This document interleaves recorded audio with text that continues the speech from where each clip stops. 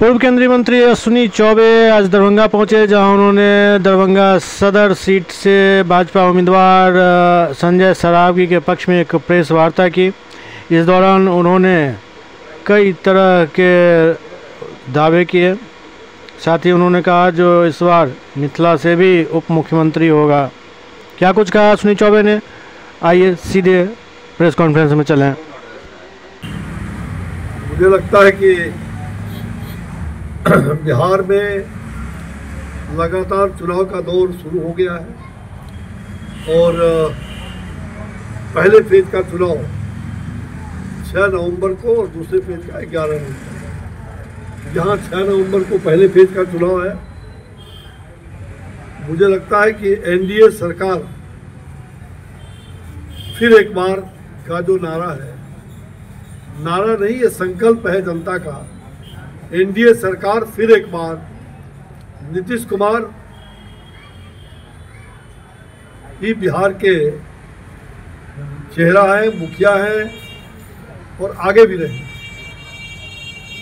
मुझे लग रहा है कि आज जिस प्रकार से एनडीए ने विकास किया है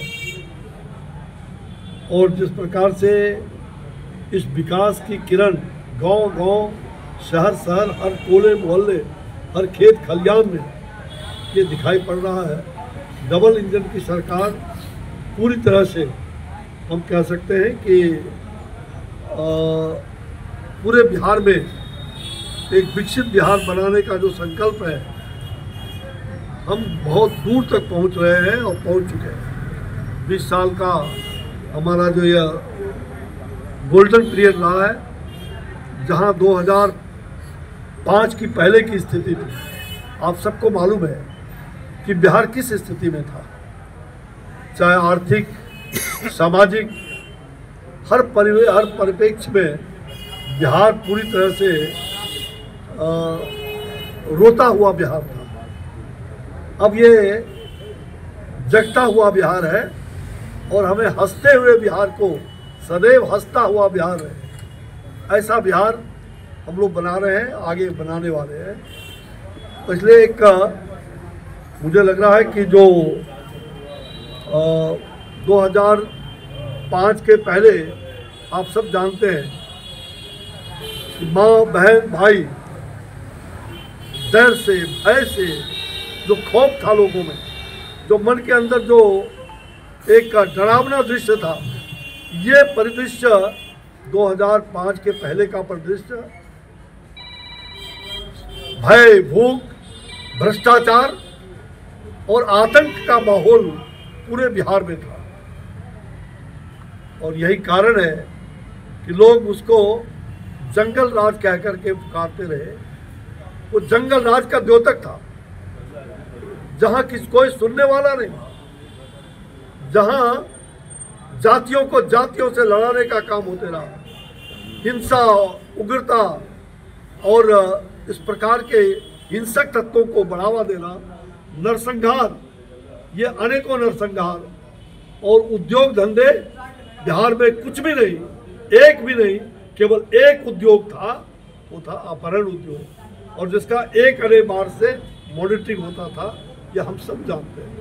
एक एक बच्चा जो आज भी, जो बच्चा आज पैदा हुआ है उसको बोध हो जाता है, वो भी कहता है कि अरे बाप, मेरे उस समय का क्या माहौल था। ये जनता में ये जो तांडव नृत्य हुआ करता था, बिहार की जनता, बिहार की माता बहन फिर से ये कभी नहीं सोचेगी कि मेरे पति गए हैं, मेरे भाई गए हैं, मेरे बच्चे स्कूल गए, तो शाम तक वो सुरक्षित लौटेंगे या नहीं लौटेंगे। कोई सुरक्षित नहीं।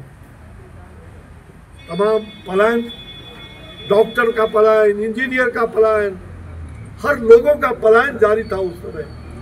भय और आतंक के माहौल में लोग उस साए में रह रहे थे। लेकिन ये प्रसन्नता की बात है कि 2005 में हमारी सरकार एनडीए की बनी। आपको एक उदाहरण मैं देना चाहूँगा। जिस समय बिहार में सरकार एनडीए की बननी थी, उसके पहले मैं भागलपुर से चुनाव लड़ रहा था। सरावगी जी हमारे मित्र हैं, सहयोगी हैं, और दरभंगा से चुनाव लड़ रहे हैं। 2005 में श्रद्धेय अटल बिहारी वाजपेयी जी वो केवल और केवल भागलपुर आप आए थे।